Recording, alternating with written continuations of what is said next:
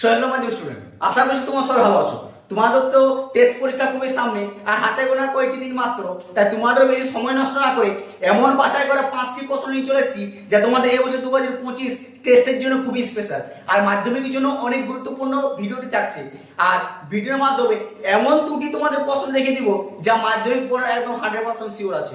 চলো তাহলে বেশি তোমাদের সময় নষ্ট না করে আজকের সাজেশনগুলি দেখিয়ে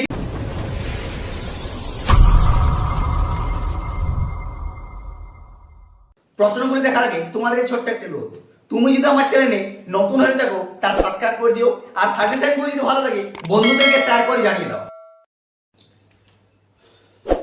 দেখে নাও উপপাদ্যগুলি।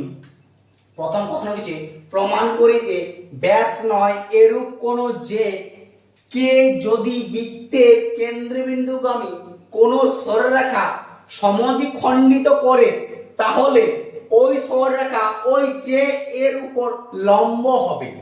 এটি তোমাদের পেজ নাম্বার টেক্সট বই 60 পেজ 33 এর উপপাদ্যটি তোমরা করে নিও, ঠিক আছে? এটা অনেক ইম্পর্টেন্ট আছে। 2 নম্বর হচ্ছে কি, কোন বৃত্তের একটি বৃত্তচাপের দ্বারা গঠিত সম্মুখ কেন্দ্রস্থন কোণ ওই চাপের দ্বারা গঠিত যে কোনো বৃত্তের কোন দ্বিগুণ।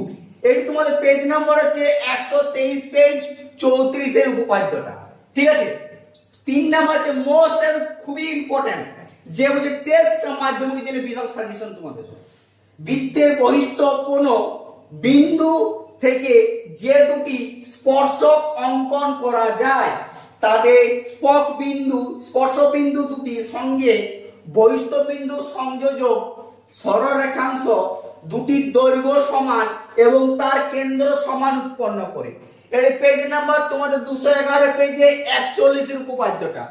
তোমাদের 2017 থেকে 2019 2000 বৃত্তের বহিস্থ কোন বিন্দু থেকে ওই বৃত্ত দুটি স্পর্শক অঙ্কন করা যায়। এটি তোমাদের 210 পেজে, ঠিক আছে? 210 পেজ, কত? 210 পেজে প্রয়োগ নম্বর 7 পেয়ে যাবে। প্রয়োগ নম্বর 7 এর উপপাদ্যটা করে আসবে।